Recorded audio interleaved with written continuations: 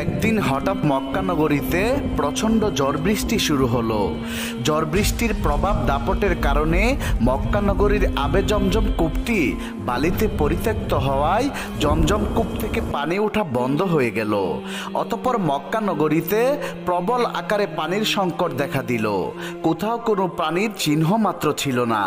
মক্কার মানুষেরা পানির জন্য এদিক ওদিক ছোটাছুটি করতে লাগলো, কিন্তু কোথাও পানির সন্ধান না পেয়ে একেবারে তারা দিশেহারা হয়ে পড়লেন। শিশু, যুবক, বৃদ্ধ, বৃদ্ধা সবাই পানির জন্য অসুস্থ হয়ে পড়লেন। তৎকালীন সময়ে মক্কা নগরীর নেতা ছিল প্রিয় রাসূল আকরাম সাল্লাল্লাহু আলাইহি ওয়াসাল্লামের দাদা অর্থাৎ আব্দুল মুত্তালেব। পানি সংকটের জন্য দিশেহারা হয়ে তারা সবাই তাদের নেতা আব্দুল মুত্তালেবের কাছে উপস্থিত হলেন।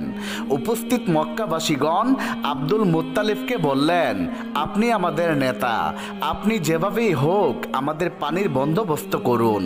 আপনি জমজম কূপ থেকে পানি উত্তোলন করার ব্যবস্থা করে দিন। আমাদের মনে হয় আপনি ছাড়া আর কেউ জমজম কূপ থেকে পানি উত্তোলন করতে পারবে না। আমরা যদি জমজম কূপ থেকে পানি না পাই তাহলে সবাই অসুস্থ হয়ে মারা যাব। এই কথা শুনে আব্দুল মুত্তালেব ভীষণ চিন্তিত হয়ে পড়লেন।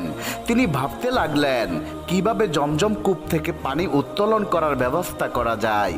তিনি অনেক চিন্তা করলেন, কিন্তু কোনো আশার আলো দেখতে পেলেন না। তখন তিনি মহান আল্লাহ তাআলার দরবারে দুহাত তুলে দোয়া করলেন এবং বিভিন্ন ধরনের মান্যত করলেন, কিন্তু কোনো দোয়া ও মান্যত আল্লাহর দরবারে কবুল হলো না। শেষ পর্যন্ত আব্দুল মুত্তালেব দিশেহারা হয়ে মহান আল্লাহ তাআলার দরবারে দোয়া করে বললেন, হে আল্লাহ, আপনি জমজম কূপ থেকে পানি উত্তোলন করার ব্যবস্থা করে দিন। বিনিময়ে আমি আমার 10 সন্তানের মধ্যে একটি সন্তানকে আপনার রাস্তায় কুরবানি করে দেব। আব্দুল মুত্তালেব মান্যত করলেন, জমজম কূপ থেকে পানি বের হলে 10 সন্তান থেকে একটি সন্তান জবাই করে দেবে। অতঃপর আব্দুল মুত্তালেব মান্যত করার সাথে সাথেই আল্লাহ তাআলা তার দোয়া কবুল করে নিলেন এবং এর সাথে সাথেই জমজম কূপ থেকে প্রচুর পরিমাণে পানি বের হওয়া শুরু হয়ে গেল। জমজম কূপ থেকে পানি বের হতে দেখে মক্কাবাসীগণ অবাক হয়ে গেলেন এবং তারা আনন্দে আত্মহারা হয়ে পড়লেন। অতঃপর জমজম কূপ থেকে পানি বের হবার পর সবাই সুখে শান্তিতে বসবাস শুরু করলো। এই ঘটনার পর আব্দুল মুত্তালেব তার মান্যত করার কথা ভুলে গেলেন। একদিন রাতে আব্দুল মুত্তালেব তার নিজের গৃহে ঘুমাচ্ছিলেন। তখন তিনি স্বপ্ন দেখলেন, মহান আল্লাহ তাআলা আব্দুল মুত্তালেবকে বলছেন, হে আব্দুল মুত্তালেব, তুমি কি ভুলে গেলে কি মান্যত করেছিলে?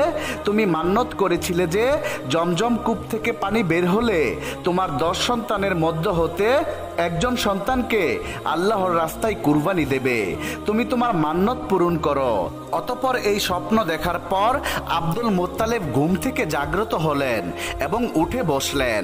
তারপর তিনি চিন্তা করলেন, সত্যিই তো আমি মান্যত করেছিলাম যে জমজম কূপ থেকে পানি বের হলে আমি আমার 10 সন্তানের মধ্য থেকে একটি সন্তানকে আল্লাহর রাস্তায় কুরবানি করে দেব, কিন্তু আমি আমার মান্যতের কথা ভুলেই গিয়েছিলাম। আব্দুল মুত্তালেব তার স্বপ্নের কথা কারো সাথে প্রকাশ করলেন না। পরের দিন রাতের বেলা তিনি যখন আবার ঘুমাচ্ছিলেন, আবারও স্বপ্ন দেখলেন, মহান আল্লাহ তাআলা তাকে বলছেন, হে আব্দুল মুত্তালেব, তুমি কি ভুলে গেলে কি মান্যত করেছিলে? অতএব তুমি তোমার মান্যত পূরণ করো। এবারও তিনি এই স্বপ্নের কথা কারো সাথে প্রকাশ করলেন না। পরদিন আবারও যখন তিনি ঘুমাচ্ছিলেন তখন একই স্বপ্ন দেখলেন। মহান আল্লাহ তাআলা তাকে বলছেন, হে আব্দুল মুত্তালেব, তুমি যে মান্যত করেছিলে তুমি কি ভুলে গিয়েছো? অতএব তুমি তোমার 10 সন্তানের মধ্য হতে একটি সন্তানকে জবাই করো। যদি 7 দিনের মধ্যে এই মান্যত পূরণ না করো তাহলে তোমার 10 সন্তান মৃত্যুবরণ করবে এবং জমজম কূপ থেকে পানি বের হওয়া একেবারেই বন্ধ হয়ে যাবে। অতঃপর আব্দুল মুত্তালেব এই স্বপ্ন দেখার পর ভয়ে কাঁদতে লাগলেন।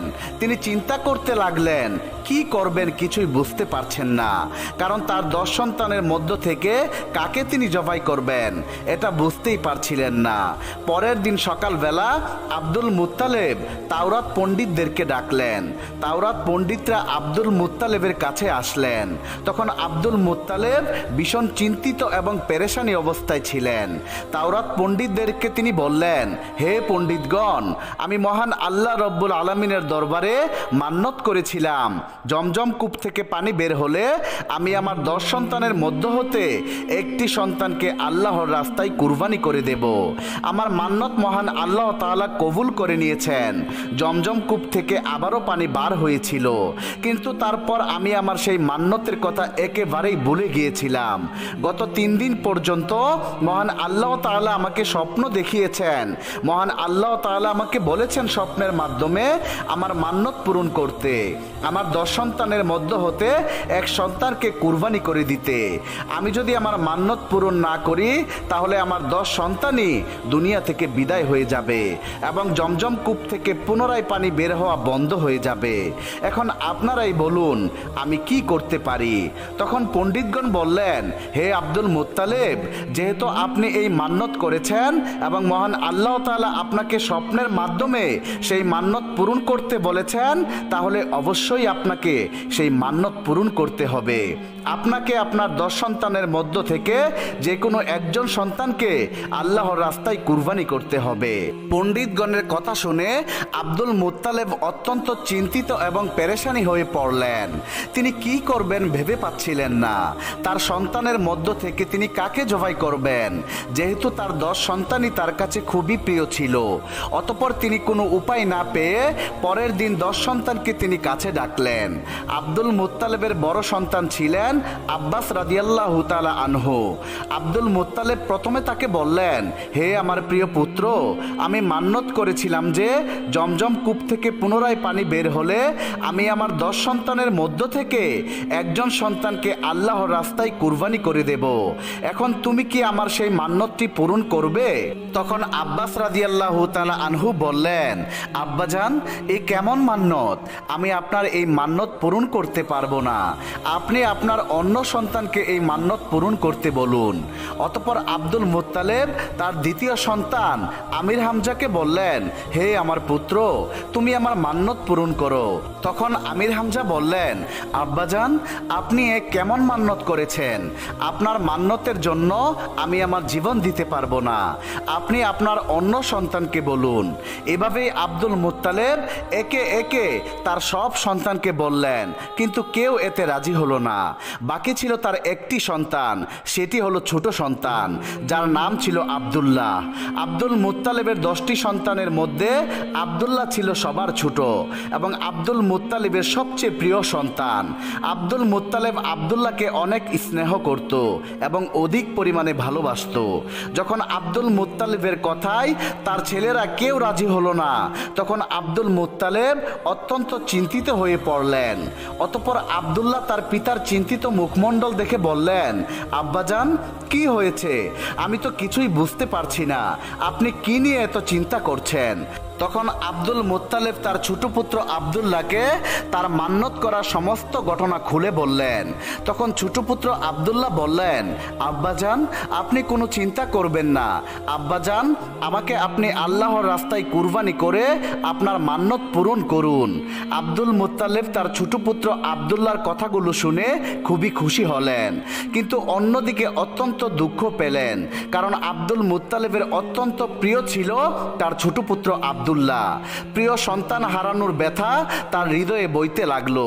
কিন্তু ছোট পুত্র আব্দুল্লাহকে জবাই করা ছাড়া আব্দুল মুত্তালেবের আর কোনো উপায় ছিল না, কারণ আব্দুল্লাহকে জবাই না করলে তার 10 সন্তানকে হারাতে হবে এবং পবিত্র জমজম কূপের পানি পুনরায় বন্ধ হয়ে যাবে, যার কারণে হয়তোবা সকল মক্কাবাসীগণ পানির অভাবে মৃত্যুবরণ করবে। অতঃপর আব্দুল মুত্তালেব তার ছোট পুত্র আব্দুল্লাহকে নিয়ে কাবার উদ্দেশ্যে রওনা দিলেন। কিছুক্ষণ পর তারা কাবা চত্বরে উপস্থিত হলেন। সেখানে সকল মক্কা